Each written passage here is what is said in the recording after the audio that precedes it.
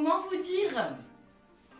Je pense qu'il y a vraiment un problème de gestion du linge propre dans cette maison. Aujourd'hui, on va parler de comment gagner la bataille face à la pile de linge qui s'agglutine au bord de mon lit. Non, parce que j'ai l'impression que je suis en train de construire la muraille de Chine, version vêtements, devant mon lit. Bref, salut à toi qui tombe sur cette vidéo, bienvenue, moi c'est Mariama et j'ai un problème de gestion du linge propre. Vous pouvez dire bienvenue Mariama.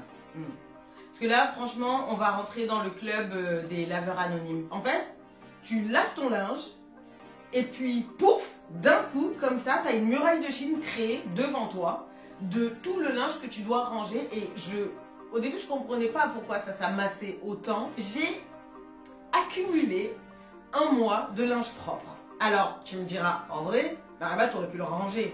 Tu fais une machine, tu la ranges. Ouais, mais c'est pas si simple. Si ça avait été si simple et que j'avais pas de problème de linge propre, je serais pas en train de faire cette vidéo. C'est un peu compliqué à gérer parce que j'ai commencé à trier, vous savez. J'ai commencé à replier mes t-shirts, les pantalons, etc. J'ai vraiment tout replié, mais j'ai tout remis dans le panier. Ça va pas du tout. Donc là, en fait, je suis face à une pile qui ne cesse de grandir et de grandir encore et toujours, et sachant que j'ai d'autres machines à faire. Je pense qu'il y a plusieurs problèmes quand on amasse un nombre de linge propre comme ça. La base du problème, c'est la fréquence des lessives.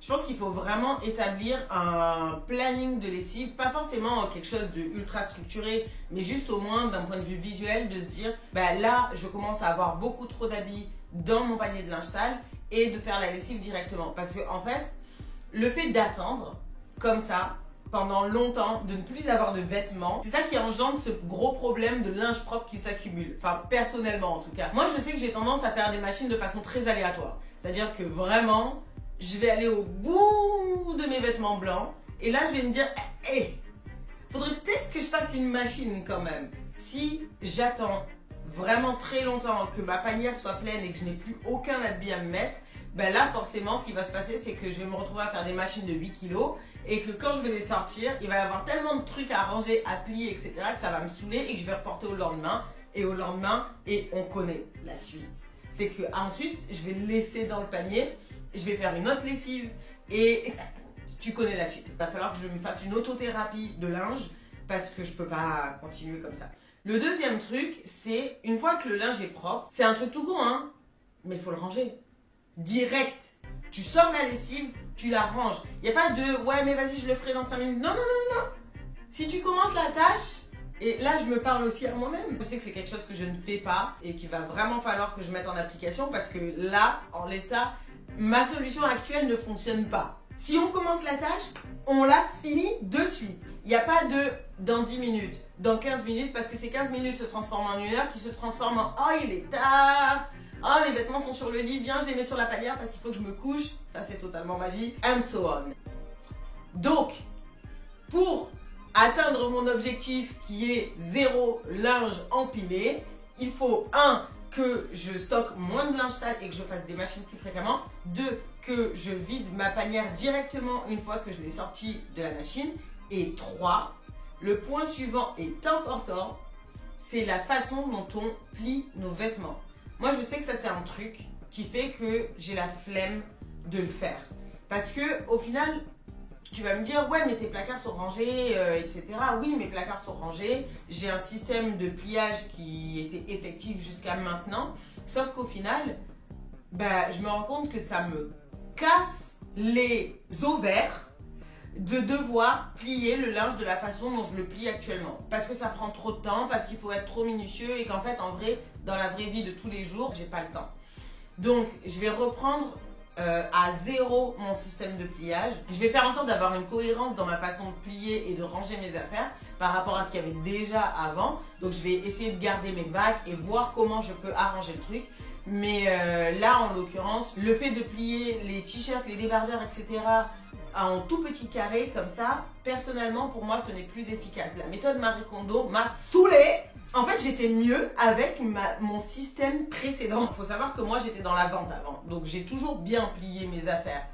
J'ai toujours aimé ça, ça m'a jamais posé de problème. Mais le fait de vouloir améliorer le système et de le rendre de plus en plus complexe, etc. En fait, c'est ça qui m'a mis dedans, littéralement. Parce que je pense que le système Marie Kondo, c'est bien et ça fonctionne dès le moment où tu te laisses du temps pour le faire et où tu te dis, ok, ça c'est une tâche que je vais effectuer et je m'en fiche du temps que ça va me prendre. Je veux juste que ce soit joli, que ce soit carré, que ce soit plié et qu'on voit tous les t-shirts, qu'on voit tous les modèles et qu'on sache ce que c'est. En l'occurrence, je pense qu'il y a aussi d'autres façons de plier qu'en tout petit carré et qui étaient effectives jusqu'à maintenant pour moi et qui peuvent rentrer aussi dans mon système de boîte. En attendant, je pense qu'il va vraiment falloir que je me mette à ranger. Donc j'en profite de faire cette vidéo, vous savez quoi, ça me donne une grosse motivation pour le faire parce que j'avoue que si j'avais pas fait cette vidéo, il y a de fortes chances pour que cette pile soit restée la même ou ait juste continué de grandir encore. Et toujours, pour résumer les 3 phases par lesquelles je vais passer, 1, il va falloir que je gère mon linge sale beaucoup plus fréquemment et que je fasse des machines plus souvent. Ça, c'est le premier truc qui va me permettre de ne pas accumuler une tonne de linge propre à ranger trop fréquemment. 2, ça sera de ranger directement le linge qui sort de la machine. Pas de délai, pas de 5 minutes, pas de 10 minutes, pas de demain. 3, ça va être de revoir ma méthode de pliage et d'organisation de mes placards pour me permettre d'avoir un système plus simple et qui me prenne moins de temps et donc de faire en sorte de moins me démotiver, puisque c'est ça le but aussi. Ça, c'est la 3e tâche. Je pense que je vais rajouter une 4e aujourd'hui, donc c'est pas forcément dans la gestion du linge sale, mais c'est dans la gestion de mes placards aujourd'hui comme ils sont, parce qu'on est au mois de juin et dans mes placards, j'ai encore les pulls.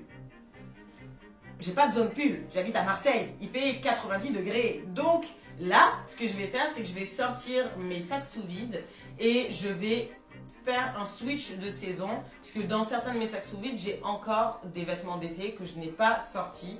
Et donc, je pense que c'est vraiment un truc aussi que j'aurais dû faire plus tôt, mais je sais pas, je l'ai pas fait. Voilà, donc il me reste encore quelques mois d'été. Je vais en profiter pour faire ça, pour faire du tri et pour déplacer les vêtements et les stocker autre part. Ça me permettra de faire du vide, ça me permettra d'avoir plus de place et de gérer de façon différente mon rangement. Voilà, je pense que j'ai tout dit sur les étapes par lesquelles on va passer. Maintenant, il va falloir se mettre en action. J'ai envie de me mettre en boule un peu. Ok, faut que je m'y mette. Non, je peux pas me mettre en boule. J'ai procrastiné pendant plus d'1 mois.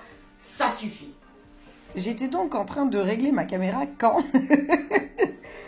la pile s'est effondrée sur le sol, faisant grand peur à mon chat. Bref, vous savez quoi, je pense que il est temps maintenant de ranger. Parce que là, très clairement, je peux pas laisser mes fringues au sol. Donc ça va, j'ai fait le ménage, heureusement. Ah, quelle angoisse ultime. Tout ce qu'il y a sur cette chaise, ça va sur les cintres. Donc j'ai perdu une partie aussi. Donc vous voyez quand même, il y a des gilets dedans. C'est pas normal. J'ai pas du tout envie de faire ça en fait. Mais qui a envie de faire ça finalement? Voilà. Voilà Mariama, c'est ça que tu récoltes en fait quand tu fais pas les choses que tu dois faire. N'importe quoi. C'est une nouvelle robe d'ailleurs que j'ai trouvée chez Zara. J'avais dit que j'arrêtais d'acheter des choses, mais je rentre plus dans mes vêtements, donc j'ai dû racheter des trucs. Bref, elle est jolie, non? On aime beaucoup.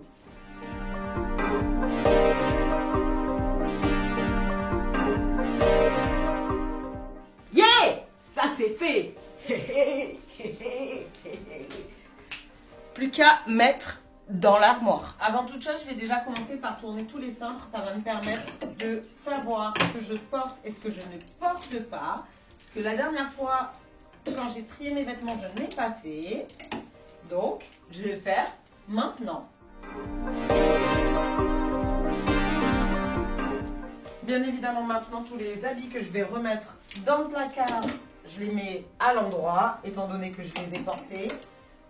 C'est quand même un super bon indicateur de faire ça parce que je sais qu'il y a des habits que je ne porte pas et dont j'arrive pas à me débarrasser. Maya, tu peux sortir de là. Et là, je n'aurai aucun autre choix que de me confronter à la réalité des choses qui est que je ne porte pas ces affaires. Aïe! Mon placard étant quelque peu surchargé, je vais réquisitionner l'étagère du haut pour mettre les habits puisqu'en fait en haut il y a une tringle aussi. Et je vais virer tous les sacs que je dois vendre et je les mettrai autre part. Voilà. Maintenant, je vais récupérer la pile qu'il y a au sol. Je sais même pas comment faire parce qu'il y a des habits qui sont pliés dans le lot. Alors, on va faire ça comme ça. Finalement, mettre des habits sur cintre, c'était pas si long. Maintenant, ça, cette sculpture vivante, non parce que je suis une artiste en fait, vous savez pas, je crée des sculptures vivantes, voilà. Mais je pense que cette sculpture doit s'en aller et il va falloir que je plie. Donc, j'ai décidé de ne pas reprendre le même schéma de rangement que j'avais là, parce que c'était bien trop pénible à faire, même si effectivement c'est très bien rangé, très droit tout ça.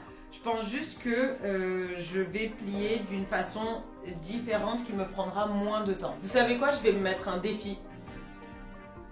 On va faire ça. On va faire ça. Attendez, je reviens.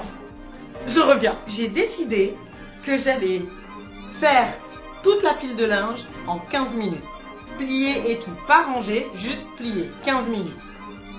Moi je dis, ça se tente. Grave. C'est parti. Ah!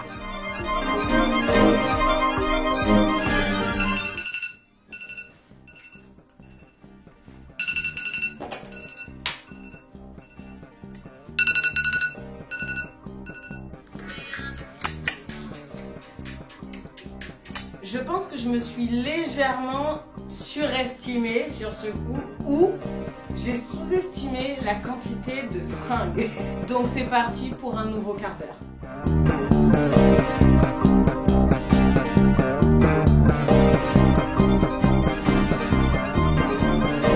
Bon bah ça m'a pris exactement 38 minutes de plier mon linge. J'aurais pu le faire largement avant.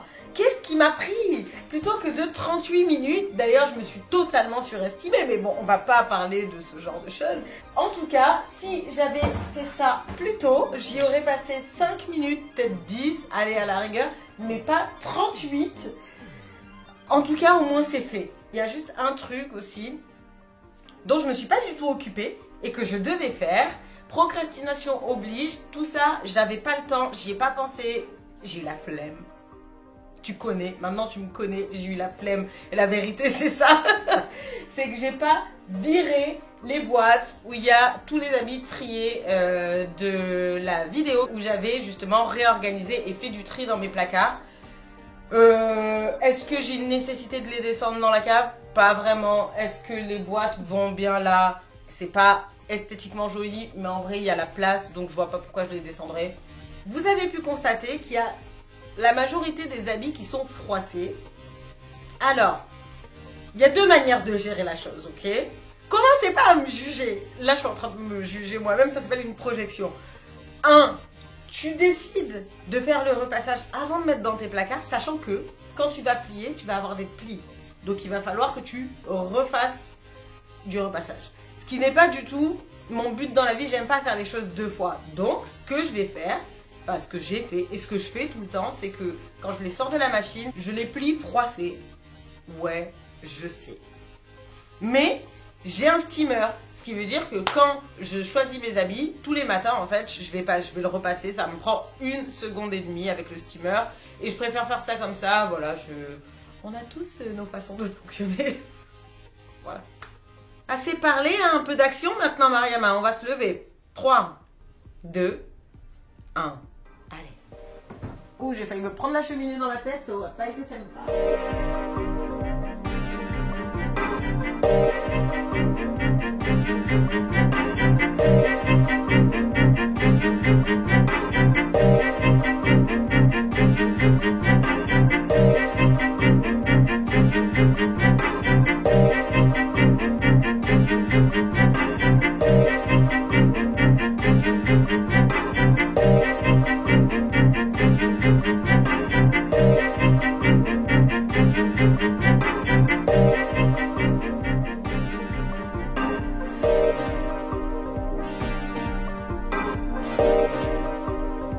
J'ai enfin fini de tout ranger. Ça m'aura coûté de me bloquer le dos et de me casser des ongles, mais ça vaut le coup. Hein, voilà, maintenant c'est fait, on n'en parle plus. J'ai revu mon système de rangement, mon système de pliage. J'ai fait des plus grosses piles de t-shirts plutôt que de me faire chier à en faire des toutes petites. Et voilà, hein. Donc la vidéo est maintenant terminée. Je vais laisser mon chat me manger le bras. Et je te retrouve bientôt pour une nouvelle vidéo sur la chaîne de l'art de vivre à la trentaine. Moi c'est Mariama et j'espère que cette vidéo t'a été utile. Bref, mon chat a besoin d'attention donc je vais vous laisser. Allez, bonne journée. Oh non, coucou. Ah non, on n'attaque pas les chevilles. J'accepte le poignet, pas les chevilles. Oh non, oh non, non, oh c'est un petit chat qui est trop en forme. Ouh.